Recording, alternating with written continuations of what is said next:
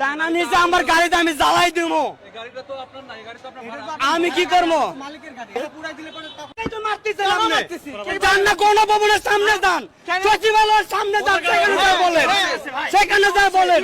গণভবনের সামনে যান, প্রধানমন্ত্রীর কার্যালয়ের সামনে যান।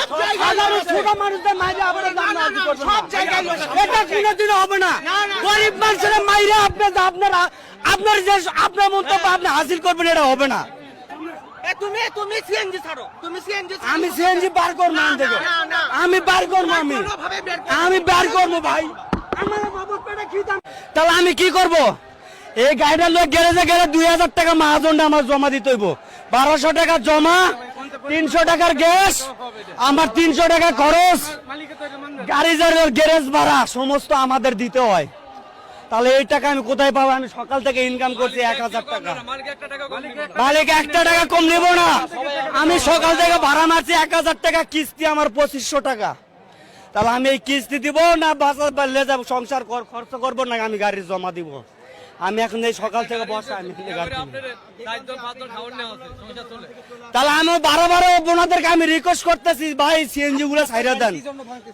আমি আমার জিদ করে আমার জিদে ভাঙতেছি, কষ্টে মনের ভিতর যে কষ্টটা, এই কষ্টর জন্য। কারণ আমি কাম করলে গেলে আমি 1 লাখটা মানুষ কাম করি, 5 জন মানুষ আমার খানিয়ালা। 2টার থেকে এ পর্যন্ত বসা। একটা টিপ নিয়ে আসছি আমি, গাড়ি কাজ করে একটা টিপ নিয়ে আসছি, আসি 1টা বাইজা গেছে, পুলিশ দিছে ঘুরাইয়া এখান থেকে। আরে 1 ঘন্টা ঘুরাইয়া এই পার দিয়ে এখানে ঢুকছে আর এখানে আটকায় রাখছে। এই 2টা টানা নিচে আমার গাড়িতে আমি জ্বালাই দিব। আমিও দুপুর বেলা শুধু খাইছি। দুপুরে খাইছি, আমি খাই নাই দুপুরে।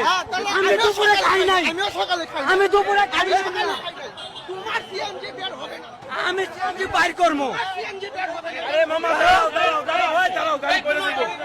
আরে গাড়ি হুন্ডা চাপাও, ও সারা বাইর করবো আমি গাড়ি।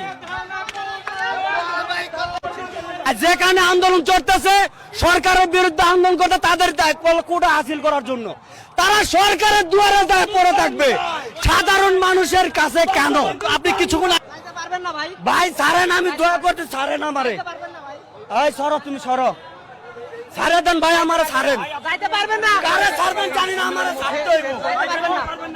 আপনি আমারে ছাড়েন, আমারে ছাড়েন, আপনি ছাড়েন আমারে।